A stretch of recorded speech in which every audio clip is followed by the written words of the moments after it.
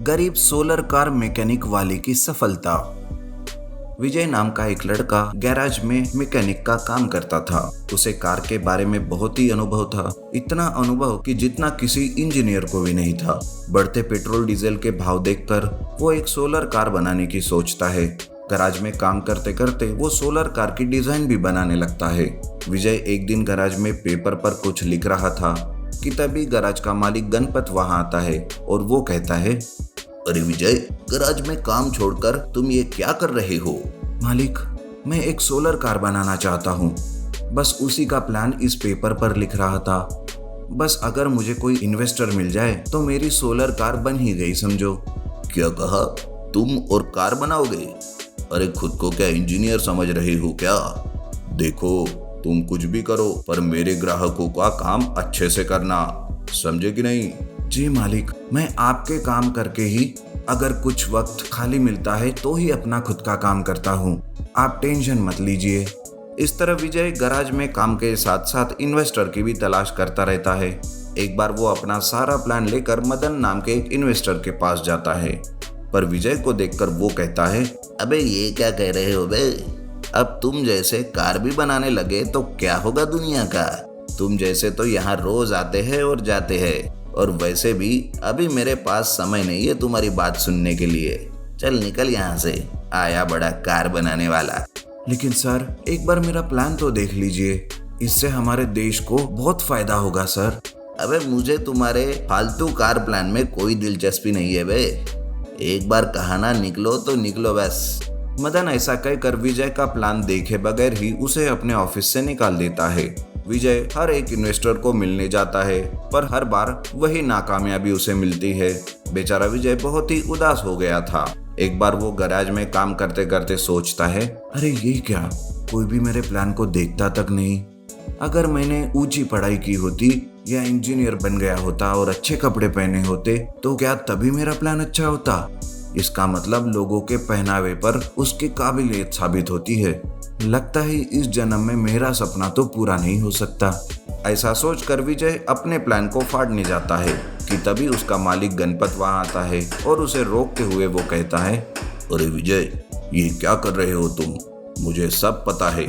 तुम्हारी इस लगन और मेहनत को देखकर मैं तुम्हें एक मौका देना चाहता हूँ। तुम मेरे गैराज में ही अपनी सोलर कार बना सकते हो, और तुम्हें किसी भी चीज की जरूरत हो तो मैं सब तुम्हें दूंगा। अब तुम पैसों की चिंता मत करो और अपने काम पर लग जाओ। सच में मालिक, आप सच में मेरी मदद करोगे? आपका बहुत बहुत धन्यवाद मालिक। हाँ, बस जब तुम्हारा ये प्लान सक्सेस हो जाएगा और तुम अमीर बन जाओगे तब बस मुझे मत भूलना। ऐसा कहकर गणपत विजय को आशीर्वाद देकर वहां से घर चला जाता है। विजय दिन रात गैराज में मेहनत करता है। वो दिन में रिपेयर का काम करता और रात को अपनी कार पे काम करता था। देखते ही देखते कुछ ही महीनों में उसने एक कार बना ली और कार के छत पर सोलर पैनल भी लगा दिए। उसे ऐसा करते करते कुछ ही महीनों में उसकी सोलर कार भी तैयार हो जाती है। आखिर विजय उसे देखकर बहुत खुश हो जाता है। उसे लगता है कि उसका सपना पूरा हो गया। तभी गैराज का मालिक गणपत वहां आता है और कहता है, अरे वाह विजय, तुम्हारी सोलर कार तो बहुत ही बढ़िया दिख रही है।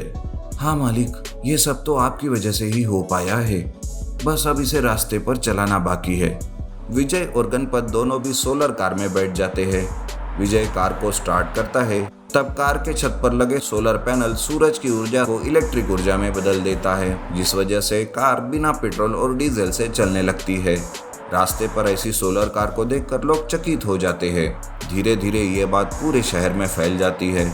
बहुत सारी कंपनियां विजय से डील करने आने लगती है।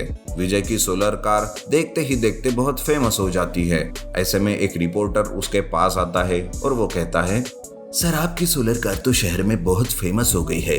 हमने सुना है कि पहले आपको बहुत ही मुश्किलों का सामना करना पड़ता था। बिना ज्यादा पढ़े लिखे ये सब हासिल करना आपको कैसा लग रहा है? अपना सपना पूरा होते देख तो कोई भी खुश हो जाता है, उसी तरह मैं भी बहुत खुश हूँ।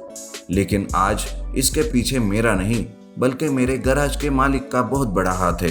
अच्छा हुआ कि मैं ज्यादा पढ़ा लिखा नहीं हूँ, नहीं तो कोई भी नौकरी करते रहता था और अपना सपना कभी पूरा न कर पाता। इस तरह से विजय एक बहुत बड़ी कार कंपनी के साथ सोलर कार बनाने की डील तय करता है और देखते ही देखते ढेर सारे पैसे कमाना शुरू करता है और जल्दी वो शहर का एक बहुत बड़ा आदमी बन जाता है।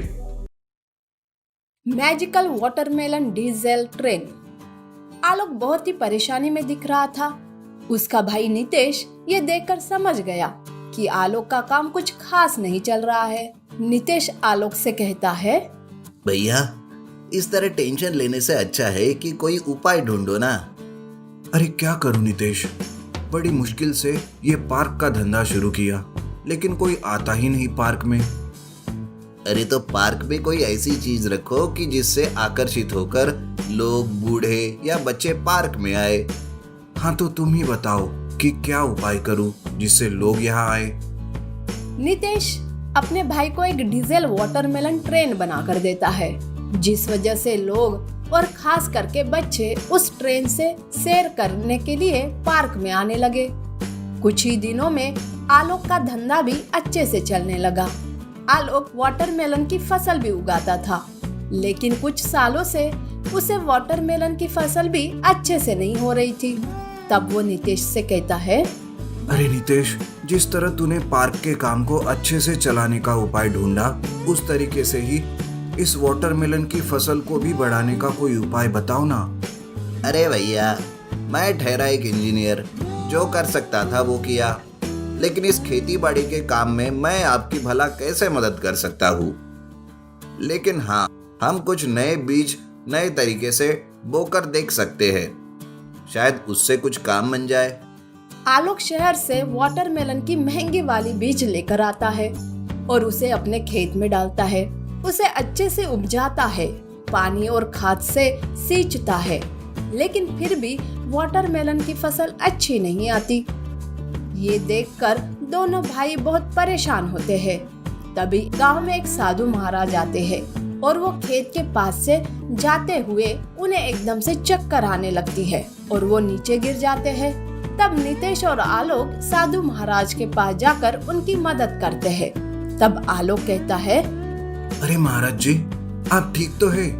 कहीं आपको चोट तो नहीं लगी? नहीं बेटा, मैं ठीक हूँ। काफी देर से कुछ खाया पिया नहीं ना, इसलिए शायद चक्कर आया है। नितेश तुरंत खेत में लगा एक वाटरमेलन तोड़ कर लाता है और साधु महाराज को खाने के लिए देता है।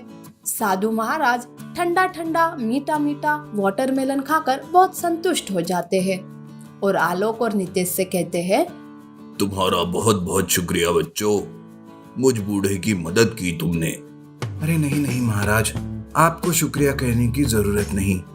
ये तो हमारा भाग्य है कि आज आपकी सेवा करने का हमें मौका मिला।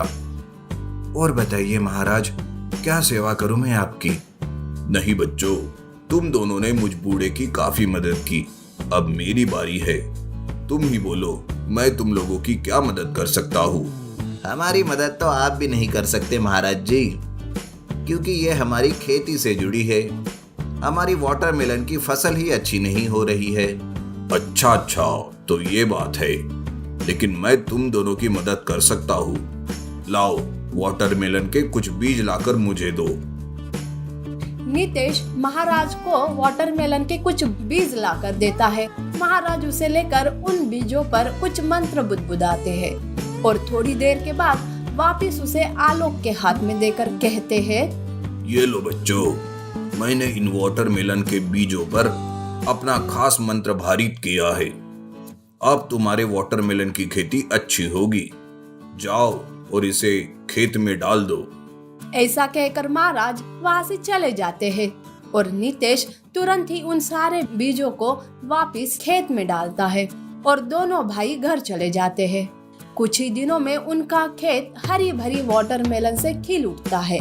लेकिन उसी गांव में प्रदीप नाम का एक आदमी रहता है, जिसके पास पूरे गांव में एक अकेला ट्रैक्टर होता है। गांव के लोग उसी के ट्रैक्टर से कुछ भी लाना ले जाना करते थे। आलोक भी फसल बाजार ले जाने के लिए उसी से बात करता है। तब प्रदीप कहता है, अरे वाह आलोक, तेरी फसल तो बड़ी अच्छी हुई है इस बार। आखिर क्या जादू चलाया, जरा हमें भी बताओ। हाँ, जादू तो चलाया है, लेकिन मेहनत का और क्या करेंगे। मुझे अब तुम्हारे ट्रैक्टर की जरूरत है इस वाटरमेलन को बाजार ले जाने के लिए। तब प्रदीप आलोक की फसल देखकर लालच में आता है और उस ट्रैक्टर का किराया दुगना बताता है। नितेश ये सुनकर कहता है, अरे वाह भाई वाह, तूने तो लूट मचा रखी है। तुम तो अब रहने ही दो, हम कुछ और बंदोबस्त कर लेंगे। ये सुनकर प्रदीप वहाँ से गुस्से से चला जाता है और इधर आलोक वाटरमेलन की फसल बाजार कैसे ले जाए इस चिंता में डूबा होता है। अरे ये क्या किया नितेश, थोड़े ज्यादा रुपए देते तो काम हो जाता ना। अब क्या करेंगे। अरे तुम चिंता मत करो भाई, कुछ तो कर ही लेंगे। ऐसा कहते हुए नितेश की नजर आलोक के पार्क की डीजल ट्रेन पे जाती है, जिसे देखकर उसे आइडिया आता है और वह कहता है, लो हो गया जुगाड़ भाई, आप चलिए मेरे साथ। नितेश जल्दी से पार्क की वाटरमेलन डीजल ट्रेन को वहाँ से निकालकर उसके लोहे के चक्के बदलकर रबर के चक्के लगाता है, जिससे वो रोड पर चल सके और सारी वाटरमेलन की फसल उस ट्रेन में रखकर उसे बाजार चलाते हुए ले जाता है। वक्त पर बाजार पहुंचने की वजह से वाटरमेलन का दाम भी उन्हें अच्छा मिलता है। इस तरह आलोक अपनी वाटरमेलन ट्रेन को जरूरत के हिसाब से कभी पार्क में बच्चों के लिए चलाता तो कभी सामान लाने ले जाने के लिए रोड पर दौड़ाता।